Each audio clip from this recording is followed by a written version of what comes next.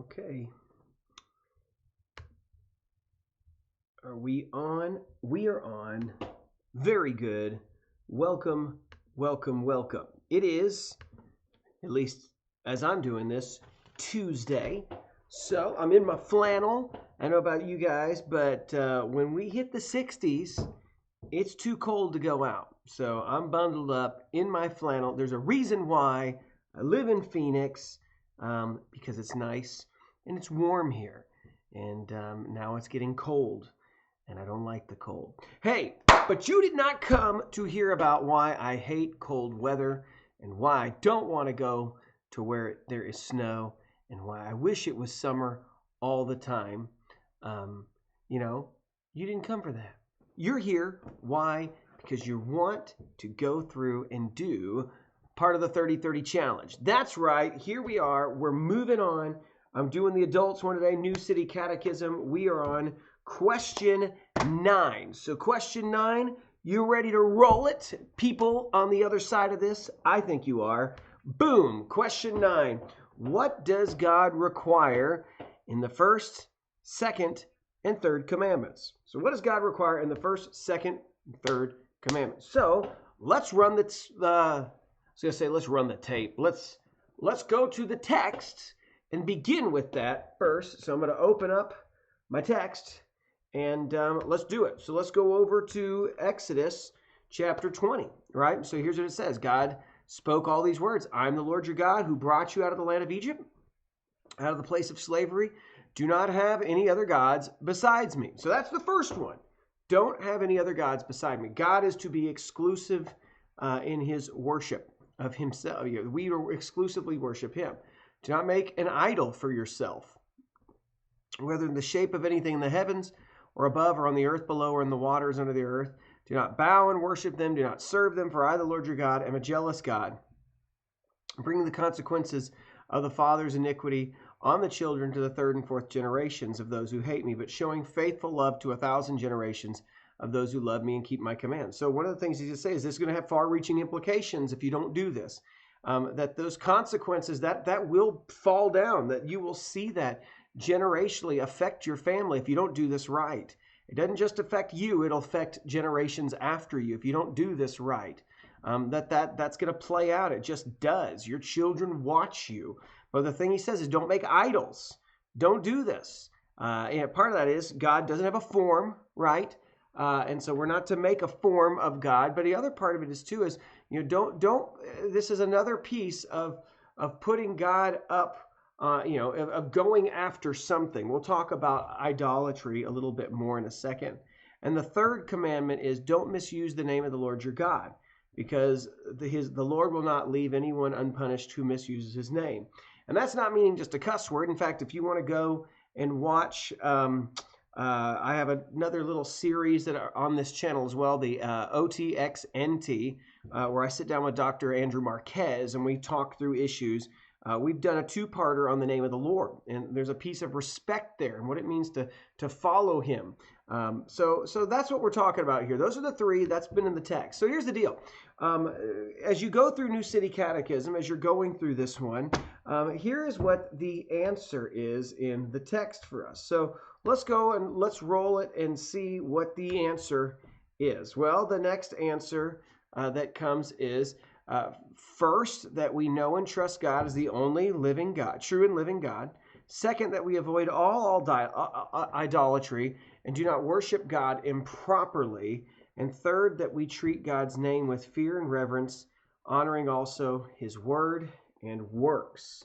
Now, another passage that they bring up is Deuteronomy. Fear the Lord your God, worship him, and take your oaths in his name. Do not follow other gods and the gods of the peoples around you. So here's the deal. When you looked at this, and yes, these are very weird little idols, okay? These are, you don't want to look around too long at this stuff, but these are some of the little pagan idols that you would have seen in Israel, that they would have made. They never kept up with this. They never actually obeyed this. So let's talk about this because, okay, the first idea is God the source of my worship, right? Do I live for God, or do I live for something else? And so I would say sometimes the two are very connected. The idea of having no other gods, and then also don't make idols. But let me kind of walk through how this might affect you as a Christian, and maybe even to think this through.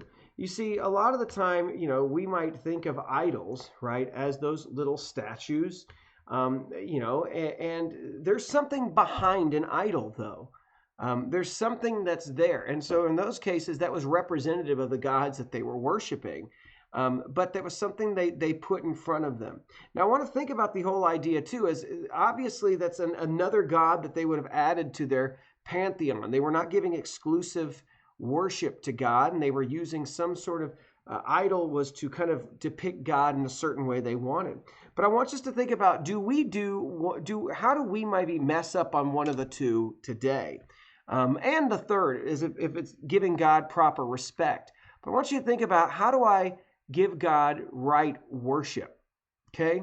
Or is God exclusive of my worship? So you think about the things that we go after. If comfort or success or fame or money, pleasure is more important than God to you, if you live your life, make your decisions for yourself, for your own power, for your pleasure, your comfort, if that is more important, then what you have done is you have replaced God with that. I know it's hard to think about that, because typically when we think of idolatry, we think we've got idolatry covered because we don't have little statues, but it's anything that gets in the way of our worship of God.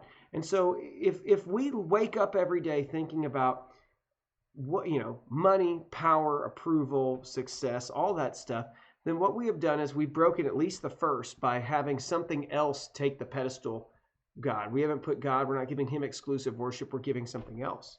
But the idolatry piece is also an interesting thing to think about, because idolatry is forming some sort of an image of God. Like when you think about in the book of Exodus, when Moses is up on the mountain, they come down, they make a golden calf. They formed an image of what they thought God would look like, and God has told them not to do it. One of the things I like about going through the book is this is the companion, the devotional companion. And they look and they read, they've got words from Charles Spurgeon on idolatry and all of this. And here's what I think is interesting. Here's what he says. Man fashions himself a god after his own liking. He makes to himself, if not out of wood or stone, yet out of what he calls his own consciousness or his cultured thought, a deity to his taste, who will not be too severe with his iniquities or deal out strict justice to the impenitent. He rejects God as he is, and elaborates other gods, such as he thinks the divine one ought to be. And he says concerning these works of his own imaginations, these be thy gods, O Israel. And see, what's interesting about what Spurgeon was saying there is that the way that we fall into this trap is oftentimes today is we in our minds have depicted a God who is not match up with the God of the Bible. I love what he says here, but to kind of work through some of that old British English, he talks about that a deity to his taste, meaning I talk about how kind of a God that I think suits me. One, he says, who's not going to be too severe with his iniquities or deal out strict justice to the impenitent, meaning that, what I want to think about, and often you'll hear people say is, the God that I serve, my God would never do this. And what he's saying is we have always, even back when he was writing, when he was preaching in those days, of people, saying, well, he's not that harsh on sin. Even today, oh, my God's a forgiving God. That's true, but what you mean by that is your God will never hold anything accountable. He won't hold any sin accountable. You can get off scot-free. God really is unconcerned. And what you have done is you've made up a God in your mind, one that suits you. And so anytime we don't focus on the God of the Bible, and I just begin to build a God to what I want, what I wish God would be like, how I think he would be, how I want him to be. You may not say it that way, but that's what we've done. We have offered we have put in his place something that does not look like the God of the Bible. And I do think that's a way that we need to press others on, is people say, oh, I worship Jesus. Okay, well, let's talk about who Jesus is of the Bible. Is he the Jesus of the Bible, or is he a Jesus that suits all your needs? Because if the God of the Bible, is completely like you in all things, likes all the things that you like, hates all the things that you hate, then there might be some issues there, because we are nothing like him. Even though we are in his image, we are pulled from him, and we are being made to look more like him as the Holy Spirit works in us.